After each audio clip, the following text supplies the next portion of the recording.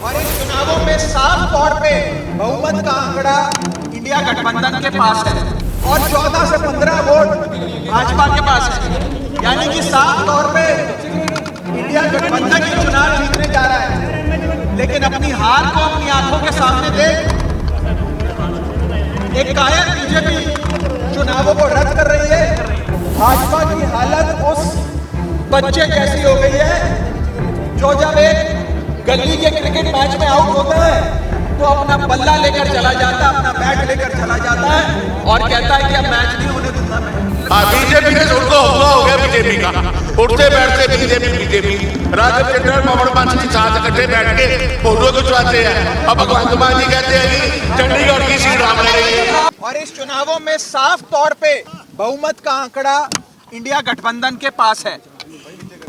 आप जानते हैं कि कुल मिलाकर 36 मतदान होने हैं। 36 में से 20 से अधिक वोट इंडिया के पास हैं और 14 से 15 वोट भाजपा के पास हैं।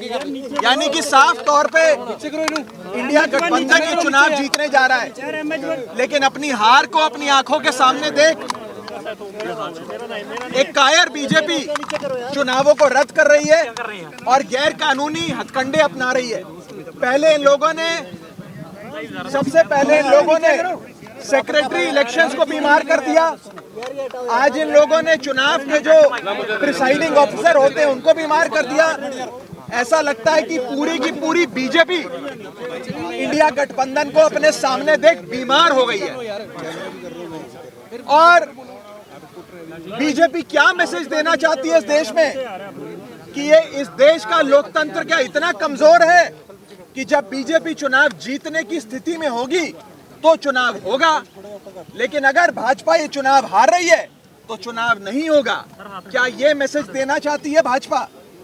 और मुझे ये कहने में रत्ती भर भी गुरेज नहीं है कि भाजपा की हालत उस बच्चे जैसी हो गई है जो जब एक गली के क्रिकेट मैच में आउट होता है तो अपना बल्ला लेकर चला जाता है, अपना बैट लेकर चला जाता है और कहता है कि अब मैच नहीं होने दूंगा मैं, अब गेम खत्म हो गई। इस देश को क्या नॉर्थ कोरिया बनाना चाहती है भाजपा कि चुनाव ही रद्द करा दिए जाए? ये बहुत खतरा है इस देश के लोकतंत्र को भाजपा से। और मैं आपको साफ तौर पे ये कहना चाहता हूं कि अगर इंडिया गठबंधन एकजुट होकर ऐसे लड़ता रहा तो वो दिन दूर नहीं कि भाजपा इतनी बीमार हो जाए कि भाजपा को लोकसभा 2024 के चुनावों से भी भागना पड़ जाए। आम आदमी पार्टी ये फैसला और कांग्रेस पार्टी हम सब ने मिलकर ये फैसला लिया है कि हम हाईकोर्ट का दरवाजा खटखटाएंगे, कोर्ट में जाकर इंसाफ की, न्याय की गुहार लगाएंगे और हर संभव प्रयास करेंगे कि मेयर का चुनाव हो जिसमें साफ तौर पे इंडिया गठबंधन जीत रहा है और भाजपा हार रही है।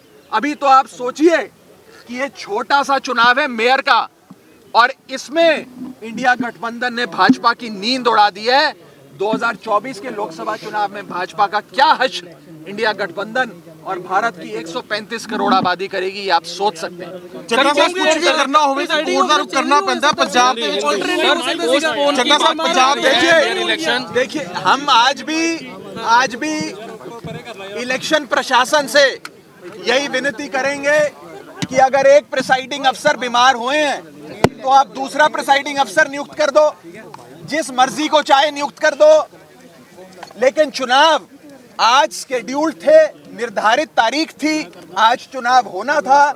अगर आज चुनाव नहीं होता है और भाजपा पहले सेक्रेटरी इलेक्शंस को बीमार करती है, फिर प्रिसाइडिंग अफसर को बीमार करती है, फिर इलेक्शन रद्द करती है, ये साफ दिखाता है कि एक कायर बीजेपी इंडिया गठबंधन के हाथों अपनी हार को देखते हुए डर गई, बौखला गई और उस बच्चे जैसा बर्ताव कर रही है जो बच्चा गली क्रिकेट में आउट होने के बाद अपना बल्ला लेकर घर चले जाता है कि अब मैच नहीं होगा। ਚੱਡਾ ਸਾਹਿਬ पंजाब च कोई फैसला लेना होवे तो उसको लेके ਜਿਹੜਾ ਹੈ हाई कोर्ट सुप्रीम कोर्ट जाना पैंदा है। देखिए हम लोगों के पास आज इस इलेक्शन बिल्डिंग में जाने के लिए वैलिड पासेस थे, हम समय पर यहाँ पहुंचे, लेकिन ये बताया गया कि एंट्री बंद कर दी गई है और एंट्री इसलिए बंद कर दी गई है क्योंकि प्रिसाइडिंग अफसर अचानक से बीमार पड़ गए।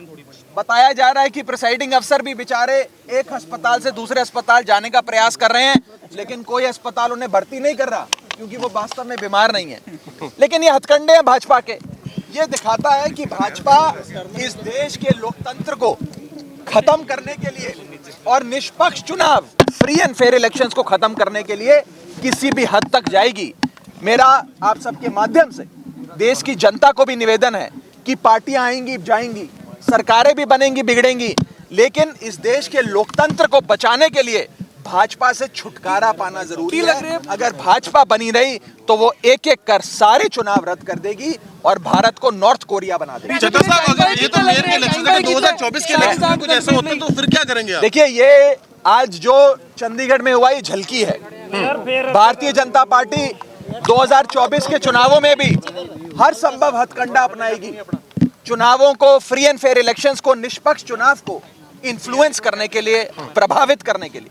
इसीलिए इस देश की 135 करोड़ जनता को साथ आना होगा, इंडिया गठबंधन को और मजबूत होना होगा और मजबूती से भाजपा का सामना करना होगा। पंजाब में भी इंडिया गठबंधन ऐसे बाकी बातचीत एक बार हाईकोर्ट का फैसला आ जाए उसके बाद करेंगे। हमने हाईकोर्ट में गुहार लगाई है कि निष्पक्ष चुनाव हो और नए प्रिसाइडिंग अफसर आज ही नियुक्त किए जाएं ताकि आज ही निर्धारित जो डेट है उस पर चुनाव कराया जाए। बहुत बहुत शुक्रिया। बीजेपी काउंसलर क्यों नहीं पहुंचे? बीजेपी काउंसलर सारे यहीं बैठे हैं मैडम। पर लेट आए। और कांग्रेस के काउंसलर हमने तो नहीं रोका। सर उन्होंने बीजेपी ने उनको हुआ हो गया बीजेपी का, उठते बैठते बीजेपी। राघव चड्ढा, पवन बांसली साथ इकट्ठे बैठ के फोटो खिंचवाते हैं। अब भगवंत मान जी कहते हैं कि चंडीगढ़ की सीट हम लड़ेंगे।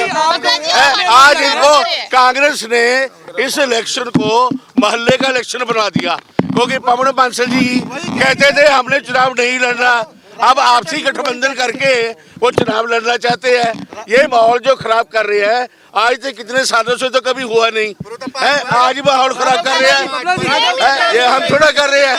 राघव चड्ढा जी भी यही कह रहे हैं कि गली में जैसे बच्चा भाग जाता है क्रिकेट खेलने से, तो हम कहाँ भाग रहे हैं? हम कहाँ वो खुद भाग रहे हैं। कह रहे हैं गठजोड़ तो डर गई बीजेपी। नहीं, कैसी नहीं डरे, वो अपने पार्षद तो डर गए ਜਿਹੜੇ ਉਹਨਾਂ ਦੇ कंट्रोल ची नहीं है। अरे एक मिनट सुनिए। उनके पहले मेरी बात सुनो। परसों का जो माहौल यहाँ हुआ, उनके पार्षद ने, हमारे पास प्रूफ है, उनके पार्षद बंटी ने हमें मैसेज डाले कि हमें यहाँ से बचा लो, मेरी जिंदगी खतरे में है। जसवंतप्रीत के पास वो मैसेज पड़े हैं। अगर यहाँ पे 2-3 प्रेस वाले होंगे उनको हमने दिखाई भी है। यहाँ पे आपको दिखाए, मैंने यहाँ दिखाए। उनके पिताजी भी यहाँ हमारे पास आए कि हमारे बच्चे को यहाँ से निकालो। वीडियो दे विच कुछ और कहते थे। कौन? वो बाद में देखिए ना, यही तो है, वो प्रेशर डाल रहे हैं उनके ऊपर। उनका बेटा हमें कुछ लिख रहा है, ये दिखाए हमने मैसेज इनको। आज वो है जी भैया, देखो कोर्ट हमारे लिए माननीय है। जो कोर्ट के आर्डर हैं हम उसके ऊपर खड़े हैं। कोर्ट ने पहले देखो ये गए वहाँ पे, जब नहीं होता कोर्ट में दोनों चीजें डिसमिस कर दी। भाजपा को कितने काउंसलर हमारे पास हम जीत की ओर है, हम जीत में है। पिछले 2 साल भी बात, पिछले 2 सालों में भी जीते ना। पिछले आप ये सुनो। अरे आप सुनिए। आप ऐसे है, वो कह रहे हैं वो 20 उनके पास है ना, तो 20 वोटें हमारी निकलेंगी।